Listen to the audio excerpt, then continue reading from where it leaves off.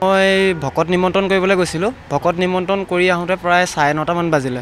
9:30 মান বাজোতে মই ঘৰৰ অভিমুখে গৈ থাকোঁতে মোক এজন ব্যক্তিয়ে বাটত ৰখাই কেনে ক'লে লিফ্ট মাগিলে, মানে মোকো লৈ যাওক। আৰু ব্যক্তিজন মই চিনি পালোঁ। মই যিটো বাটেৰে ঘৰলৈ যাম তেখেতৰ ঘৰটো আগত, তাৰপিছত 3 কিলোমিটাৰমান দূৰত মোৰ ঘৰটো। মই বোলো ঠিক আছে উঠক।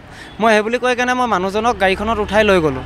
লৈ গৈ কেনে মানুহজনৰ ঘৰ প্ৰায় 100 মিটাৰমান আছে। পোৱা অৱস্থাতে চিভিল ড্ৰেছত মানুহ এজন আছে, মানে ৰখি আছে এজন মানুহ, বাকীকেইজন গাড়ীত বহি আছে। পূৰা মদ্যপান কৰা গোটেইকেইজন। ভাস্কৰ শইকীয়া বোলা যিজন IC আছে, তেখেতে পূৰা মদ্যপান কৰি বাহিৰত ৰখি আছে।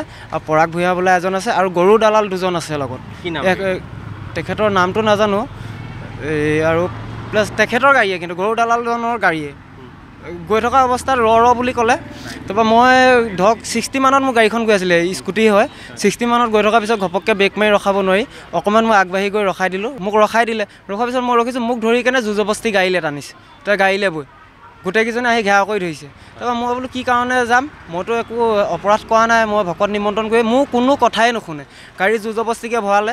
থানালৈ প্ৰায় 200 মিটাৰমান থকা অৱস্থাতে মোক মোবাইলটো কাঢ়ি ল'লে। মোবাইলটোৰ লগত টকা 5,000 আছিলে, সেইটো ল'লে। তেখেতলোকে 20,000 টকা ডিমাণ্ড কৰিছে, যে টকা 20,000 দে, তোক ইয়াতে নমাই থৈ যাম। সেইটো ডাইৰেক্ট কৈছে যে টকা 20,000 তোক ইয়াতে নমাই থৈ গুচি যাম, তই তোৰ স্কুটি লৈ তই ঘৰলৈ যাগে। তই মই বোলো ছাৰ মই টকা ক'ৰ পৰা দিম, মই ভকত নিমন্ত্ৰণ কৰি আহি আছোঁ এনেকৈ বুলি ক'লত। তথাপিতো যেতিয়া থানাত 200 মিটাৰমান থাকোঁতে মোৰ মোবাইলটো কাঢ়ি ল'বলৈ ক'লে।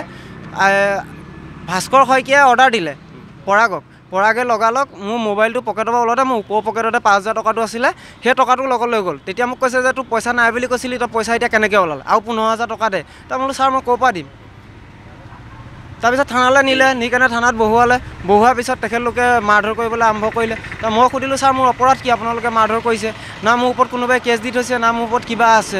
আপোনালোকে মোৰ ঘৰলৈ গৈ থকা অৱস্থাত মাতি আনি কেনে এনেকৈ বলপূৰ্বকভাৱে বন্দুকৰ গুৰিয়ে মাৰি 20,000 টকা ডিমাণ্ড কৰি আকৌ ভাবুকি প্ৰদান কৰিছে। মোটামুটি 1:30 বজালৈকে মোক থানাত বহুৱাই থৈ দিছে। কোনে মাৰিছে? ভাস্কৰ শইকীয়া, তাৰপিছত পৰাগ ভূঞা আৰু গৰু দালাল 2জন। পৰাগ ভূঞা কি কৰে? LC বুলি গম পাইছোঁ জনামতে। আৰু বাকী গৰু দালাল 2জন।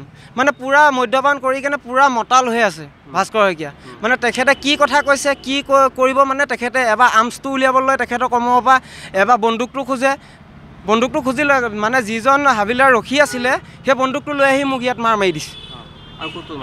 ইয়াতে মাথাত মাৰিছে, গোটেই পিঠি চিঠি ভুকুৱাইছে, এই ওঠত মাৰিছে, এই ওঠত বন্দুকে মাৰি দিছে। মই সুধিলত মোক একো প্ৰশ্ন মানে একো উত্তৰে দিব নোৱাৰে। তই একোৱে নকবি চুপ। মোক কি কাৰণে লৈ আহিছে থানালৈ, আপোনালোকে এটলিষ্ট সেইটো কথা কওক। তেখেতলোকে মোৰ কোনো কথা নুশুনে, মোক কোনো ফোন কৰিবলৈ নিদিলে। ঘৰলৈ 10টা বজাতে আনি থানাত বহাইছে, 1:30 বজালৈকে মোক কাৰো লগত যোগাযোগ কৰিব দিয়া নাই। তেখেতলোকে মদ্যপান কৰি বাহিৰলৈ ওলাইছে, মদ খাইছে, আহিছে মোক পিটিছে, আকৌ বাহিৰলৈ ওলাইছে, আকৌ মদ খাইছে, আহিছে পিটিছে, এনেকুৱা কৰি আছে।